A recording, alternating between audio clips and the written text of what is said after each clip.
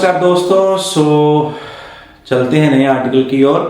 पिछली वीडियो में आपने देखा कि हमने पी टाइप सेमीकंडक्टर्स को किया, जो एक तरह से एक्सट्रिंसिक सेमीकंडक्टर की टाइप थी। अब हम दूसरी टाइप के बारे में बात करेंगे जिसका नाम है एन टाइप सेमीकंडक्टर।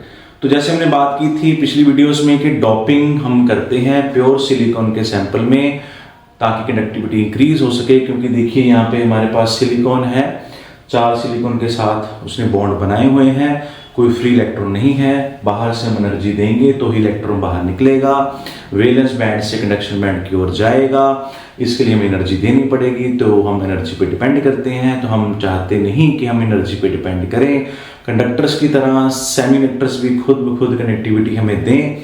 उसके लिए हम क्या करते हैं, बाहर से कोई एलिमेंट, एटम, डोपेंट ऐड करते हैं। एक ही बात है। तो इस बार हमने क्या किया है, हमने 5th ग्रुप का एलिमेंट इसमें ऐड किया है। ठीक है, इसमें हमने आर्सेनिक लिया हुआ है। आर्सेनिक के पास 5 इलेक्ट्रॉन्स होते हैं अपनी वैलेंस शेल में। ठीक है, इसकी जगह आप एंटीमनी भी ले सकते हैं। तो आर्सेनिक ज्यादा सूटेबल होता है, इसके डीप रीजन पे हम नहीं जाते।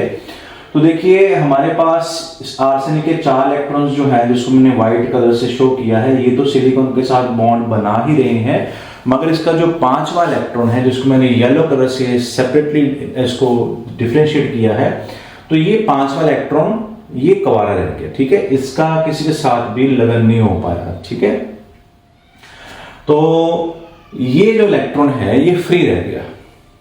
ठीक है, अब देखिए कि ये इलेक्ट्रॉन इतना लूजली बाउंड होता है कि ये इजिली यहां से निकल जाता है रूम टेम्परेचर पे ही। ठीक है, even below the room temperature पे ही ये निकल जाएगा। अब देखिए ये इलेक्ट्रॉन वैलेंस इलेक्ट्रॉन तो था, बट ये कोवलेंट बॉन्ड का पार्ट नहीं है, तो ये वैलेंस बैंड में हरगिज नहीं होगा।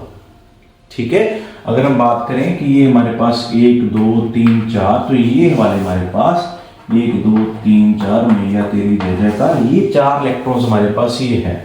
और ये जो 5वां इलेक्ट्रॉन है येलो वाला, ये एक्चुअली थोड़ी सी एनर्जी की डिमांड करता है और ये पहुंच जाएगा कंडक्शन बैंड में, यानी कि ये कंडक्ट करना शुरू कर देगा। ठीक है, चलो इसको येलो से ही हम रिप्रेजेंट कर देते हैं। तो ये देखिए ये वैलेंस बैंड में था नहीं, कंडक्शन बैंड में पहुंच गया और बड़ी जल्दी पहुंच गया। इसका मतलब है ये कंडक्शन बैंड के जस्ट बिलो ही था। और इस तरह एक आर्सेनिक की हम बात करें, जब हजारों आर्सेनिक होंगे तो बहुत सारे इलेक्ट्रॉन जो हैं, जो जस्ट कंडक्शन बैंड के बिलो हमें मिलते हैं, वो थोड़ी सी एनर्जी की डिमांड करते हैं और चले जाते हैं कंडक्शन बैंड में। तो ये जो लेवल है जहां पे हमें ये इलेक्ट्रॉन्स मिलते हैं, तो इनको हम बोलते हैं डोनर एनर्जी लेवल, क्योंकि इन्होंने अपने इलेक्ट्रॉन को डोनेट कर दिया टू द कंडक्शन बैंड। देखिए अब ये इलेक्ट्रॉन जब चला गया तो पीछे क्या बच जाएगा, होल। पर यहां पे हमने वो कंसेप्ट नहीं लेना, होल का कंसेप्ट हमने वैलेंस बैंड में ही लेना है, क्योंकि हमें पता है जब इलेक्ट्रॉन कहीं से चला जाता है तो पीछे कुछ भी नहीं बचता। पर हमने 2 तरह के करंट को डिस्टिंग्विश करना था। एक तो जो वैलेंस बैंड में इलेक्ट्रॉन अगर कोई चला जाता है या होल क्रिएट हो जाता है, उसकी वजह से जो करंट आता है वो वाला, एक बाहर का अगर कोई इलेक्ट्रॉन कंडक्शन बैंड में चला जाता है या बॉन्ड को तोड़ के निकल जाता है, एक ही बात है। तो यहाँ पे हमारे पास बिना किसी एफर्ट के, बिना किसी बॉन्ड को ब्रेक किए हुए हमारे पास करंट आना शुरू हो गया।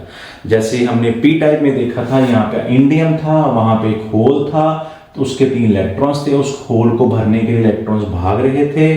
ठीक है, अब यहाँ पे भागना बंद, यहाँ पे जो इलेक्ट्रॉन है ये खुद ब खुद कंडक्शन बैंड में चला जाएगा।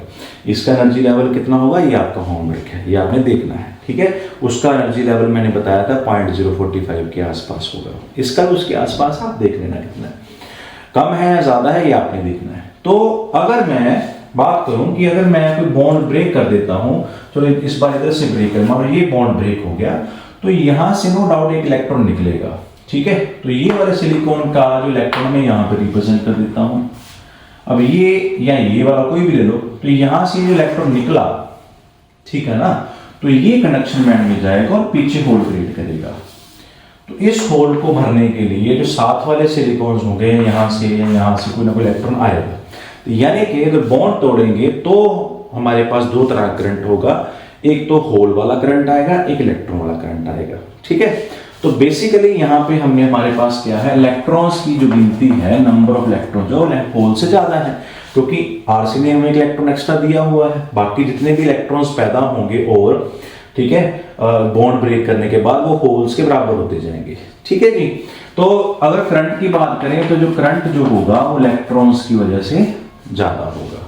ठीक है, ज्यादा बात को ना घुमाऊं, ये हमारा सीधा सीधा एन टाइप सेमीकंडक्टर है। आपको इसके 5 पॉइंट याद रखने हैं। 5 पॉइंट अगर आपको याद रहते हैं तो आप पैराग्राफ बना के ये पूरे का पूरा अगर आपको आर्टिकल पेपर में आता है तो आप कर सकते हैं। ठीक है, अदरवाइज जो अगला आर्टिकल आपका है इसके डिफरेंसेस का, वो आपका पॉइंट भी कवर हो जाता है।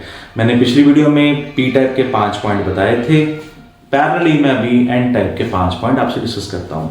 तो एन टाइप सेमीकंडक्टर जिसमें आर्सेनी के पास 5 इलेक्ट्रॉन्स हैं, और मैं फिर कह दूं कि आर्सेनी के पास एक्स्ट्रा इलेक्ट्रॉन अपना ही है, हमने दिया नहीं, तो ये मत कहना कि इसके ऊपर नेगेटिव चार्ज आ गया।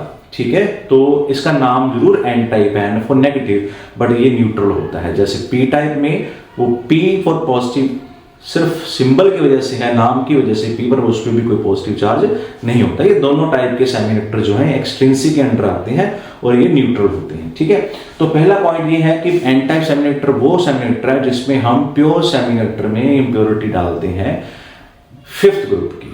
दूसरा पॉइंट आप एग्जांपल दे सकते हो आर्सेनिक की, एंटीमनी की। तीसरा पॉइंट, इसमें आपके पास कंडक्शन डोनर एनर्जी लेवल होता है which is just below the conduction में। चौथा पॉइंट ये रहा, नंबर ऑफ इलेक्ट्रॉन्स होल से ज्यादा होते हैं। 5वां पॉइंट, करंट इलेक्ट्रॉन्स की वजह से ज्यादा होगा। ठीक है, और 6वां पॉइंट जो है, छठा पॉइंट जो है वो ये है कि यहां पे जो कंडक्टिविटी है, यहां पे ये तो प्योर था, इसकी कंडक्टिविटी किस पे डिपेंड करती है, एनर्जी पे या टेम्परेचर पे। टेम्परेचर बढ़ाएंगे, बॉन्ड ब्रेक होंगे, इलेक्ट्रॉन्स बाहर आएंगे, कंडक्टिविटी होगी। मगर यहाँ पे जो कंडक्टिविटी है वो डोपेंट की अमाउंट पे भी डिपेंड करती है, ये हमने कितने डाले हुए हैं। हालांकि हमारे पास इसकी रेशियो फिक्स है 1 ppm 1 पार्ट पर मिलियन। अगर हम डोपेंट की अमाउंट बढ़ा दें किसी लिमिट तक तो हमारे पास कंडक्टिविटी ज़्यादा आ सकती है, क्योंकि डोपेंट ज़्यादा बढ़ेंगे तो इलेक्ट्रॉन्स भी ज़्यादा बढ़ेंगे। ठीक है, तो 6 पॉइंट आपने करने हैं। तो जब डिफरेंस आएगा तब भी आपने पी टाइप और एन टाइप का जो पहले 5 के डिफरेंस है वो कॉमन है, वो आपने बताने हैं।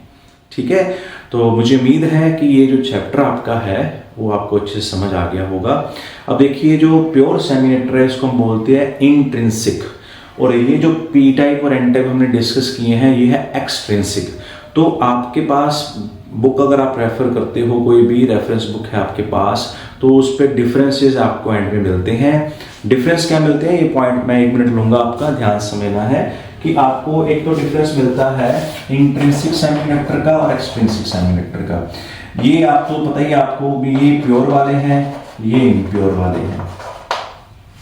ठीक है, तो आपने प्योर वाले में आपने बता देना है कि हमारे पास प्योर सिलिकॉन होता है, इसमें आपने क्या बता देना है कि हमारे पास इम्प्योरिटी ऐड करते हैं। ठीक है, तो दूसरा इसमें क्या देना है कि इसमें जो हमारे पास कंडक्टिविटी है वो लो होती है, यहाँ पे कंडक्टिविटी हाई होती है।